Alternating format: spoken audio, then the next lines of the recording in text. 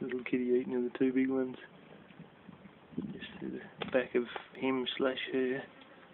Right there. The kittens have got into eating a normal cat food. I'm probably going to go back to giving them the chicken guts mince. There you can see the little one now, completely black. And yeah, they're drinking water and everything, so that's good for the hot days. They drink water on their own without relying on your milk, eh, bud? Anyway, 5 weeks, and I think it's between 9 and 12 weeks they wean themselves. So, here's something that my father pulled out of a newspaper that has a colouring section for kids. It's almost like old black kitty here. Only thing is, it doesn't have the white tip on the tail. It's got the mouse in one hand. He thought it was nice or cute or whatever, and coloured it in for me and gave it to me when I come back. Just out in my bloody big dry paddock. Apparently there's a few serrated tussock out here, so I've bowled the majority of them in the last 5 or 6 minutes. Matic. That white bag over there, that's full of them, so I got just about all of them, I think. It's funny, when you see the seeds, they've got a certain way they glint in the sunlight when there's a lot of seeds, but this year, because of the lack of rain in the winter, it wasn't just normal plants that failed. It was, well, the serrated tussocks, a lot of them just did not give seeds, which is all the better for weed control. A couple of little seeds on that one, but most of them, barely a seed on them.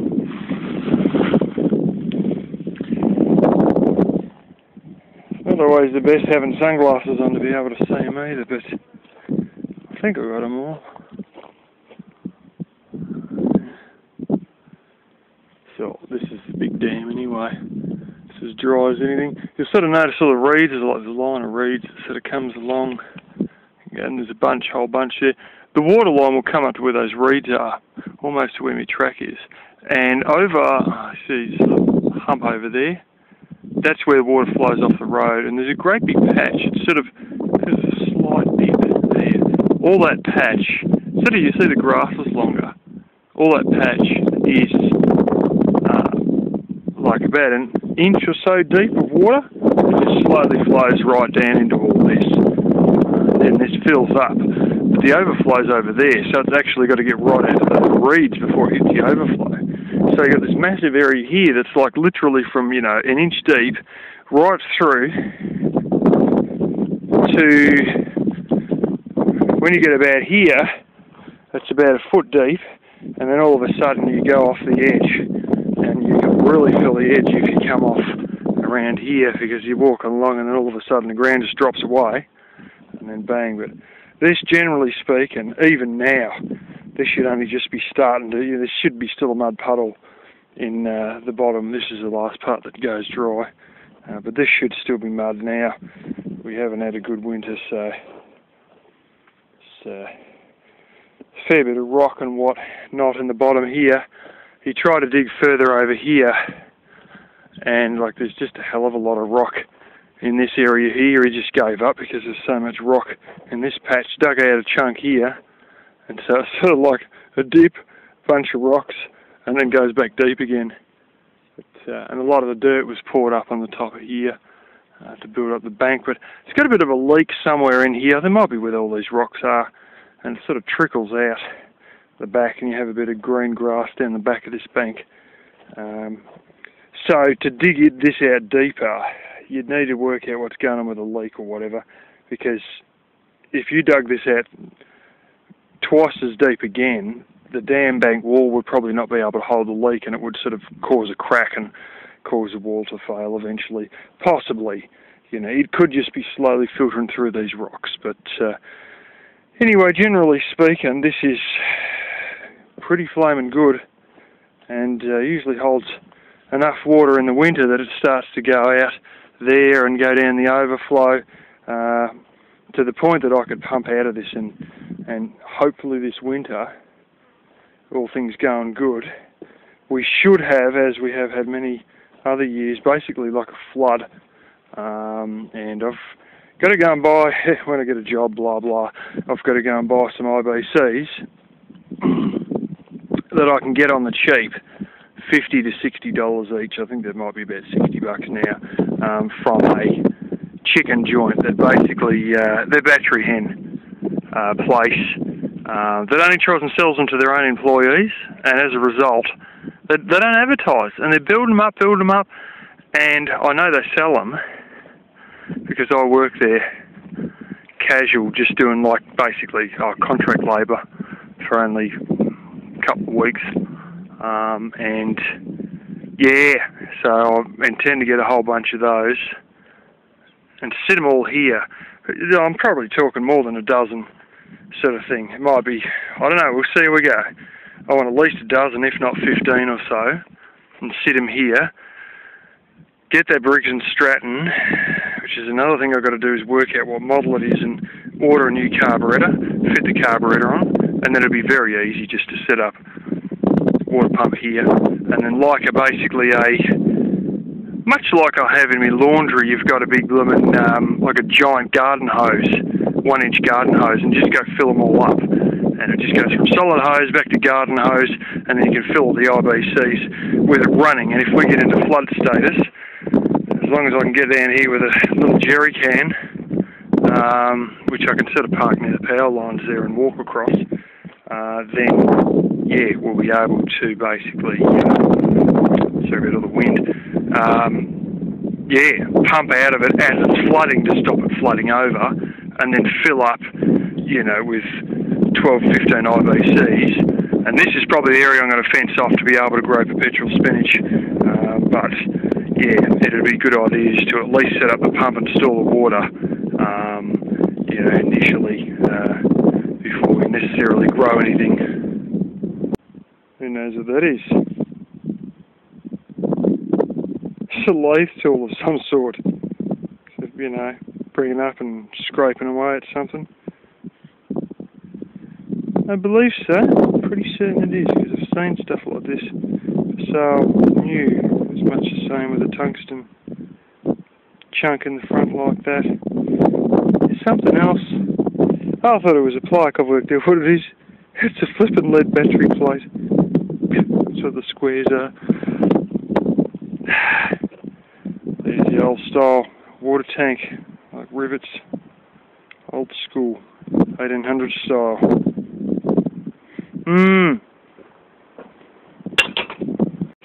Alrighty, I spent a lot of yesterday doing this. I didn't show any of it on camera, but my parents emptied the IBC on top of the big old metal box, which is originally a diesel tank.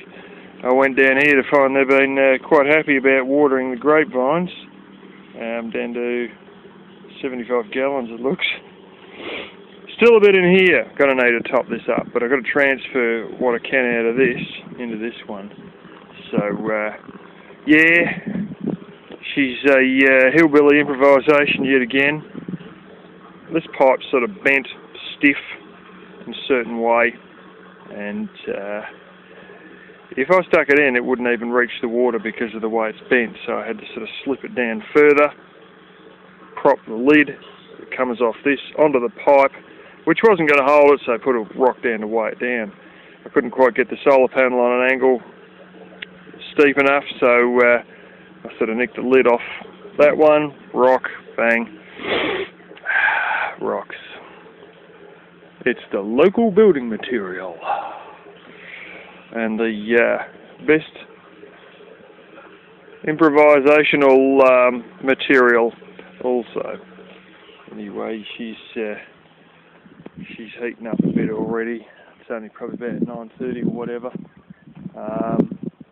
Yeah, to go back and have a coffee, I suppose. Alright. This is this gear my sister was making up. minus the skins. Now, on occasion, leave the seeds in. Oopsie. Can't win them all. This actually tastes quite flaming good. They would be sterile because they've actually been pretty much boiled, at least simmered. And she's hoping to get a food mill that's, you know, $18 to $22. Now I've got these mincer. Oh, shit. Ah, good. I've got these mincer things that would pretty much do the same thing. I got it wrong when I said these are freezer bags. It's what you call freezer sheets or some bloody thing. It's not freezer paper anyway. It's just a plastic sheet. And, it's a bit like trying to get bloody sticky tape off initially. You have to find a sort of an edge that's going to sort of go from thick to thin, and yeah, it's probably not a flaming one-handed effort. I had them coming off last night. I had a problem. Hang on a second. Oh yeah. There we go. I got one of the areas where the seed is attached. And you gently just sort of peel it off. As I said, it's not the easiest thing to get off, but it will come off. And once you get down well, you can actually peel the whole damn thing off. Sometimes you get the whole width of it off in one hit. And of course, you go there.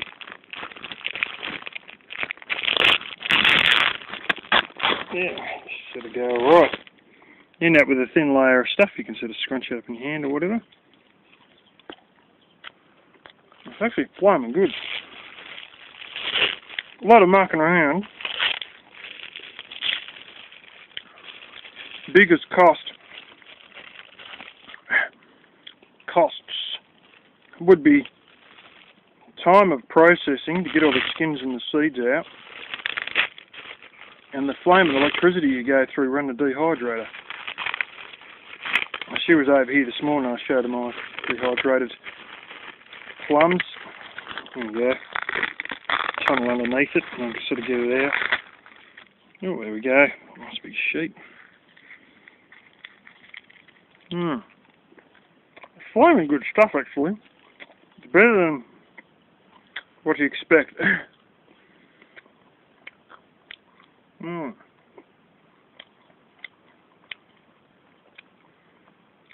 was just thinking before, in Australia they have stuff like this with probably added sugar. It's definitely got added sugar. That comes on plastic sheets, much the same, that are in a roll, and they call them roll-ups. I used to eat them as a kid. Now, I remember there's another name for this sort of stuff. I'm pretty certain it's fruit leather. And this is pretty much what this stuff's like. And those of you who have never heard of the commercial name of roll-ups, which might be quite a number of American viewers.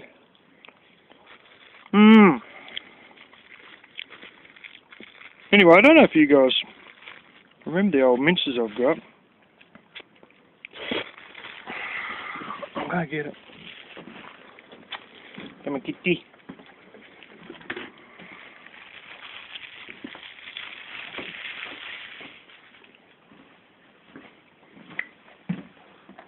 And you're not going to see anything here. If I get all the inserts, take it out into the sun. I've got 3 of these.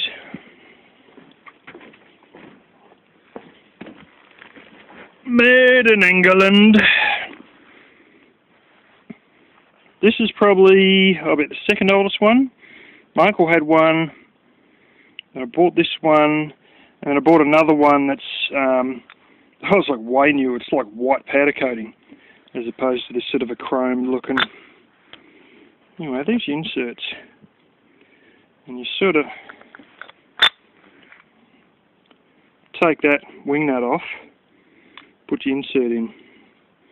This is a little notch, some notches either side. That's your finer one, that's your thicker one, and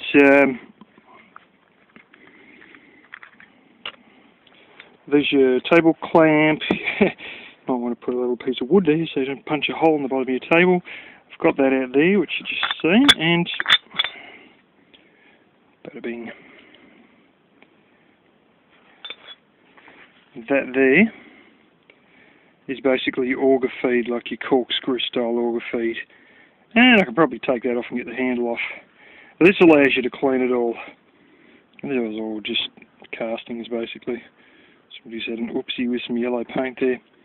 And yeah, but if I was to feed the plums into this, running the fine one, I'm pretty sure you just bank up all the seeds at the end. And then probably run it under the tap and go in reverse, and they'd all drop out the front. And then you load again and go again. So yeah, I don't know if this minces. I think that's what it's well, food mincer, but I don't think that means meat mincer. This is the sort of stuff where they used to have a session back in the 1960s of turning all your food into slops. So any hard food like steak or whatever, they would decide that after they've cooked it, they would slam it through this to break it up into a bit of a mush. In essence, everything. They used to like serving you mush in those days, but of course, people now are all into the texture and the flavour and even the presentation of food, if you're a real foodie person. You know what I'm like, you know, I'm eating flaming edible weeds, I've eaten termites on camera, I've eaten flipping mealworms, everything. Duck's feet, sea cucumbers, crocodile, kangaroo, yeah. Anyway, just thought I'd show you guys this, because this is probably essentially something which could be used to act as a food mill or avoid getting seeds through the style of dehydrated food product that I just showed.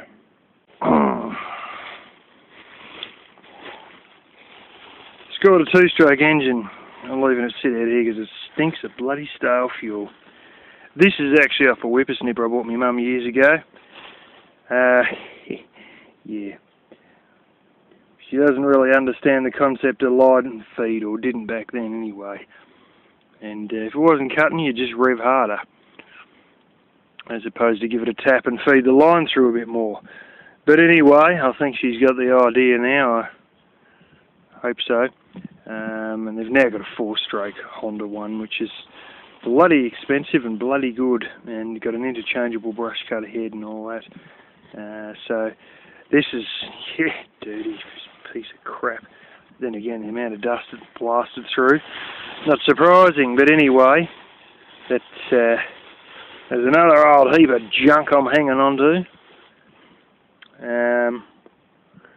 Might come in handy for a bit of experimentation and whatnot, so I shall continue to hang on to it until I don't see a point. God, bits of blooming sheet metal crap always coming up around here. Just never flaming ends. I've been pulling up big brackets and everything ever since I got back. Walked out there, bang, stuff everywhere. Picking up blooming chunks of stuff. It's an old C-size battery, which I'll grab and put in the bin. And flaming end.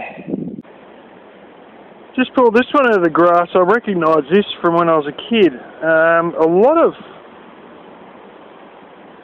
machinery, especially involving bale augers, even sometimes seeders and stuff like that, would have this sort of a chain link setup. Now this one's obviously swelled up a bit. As things rust, they often swell.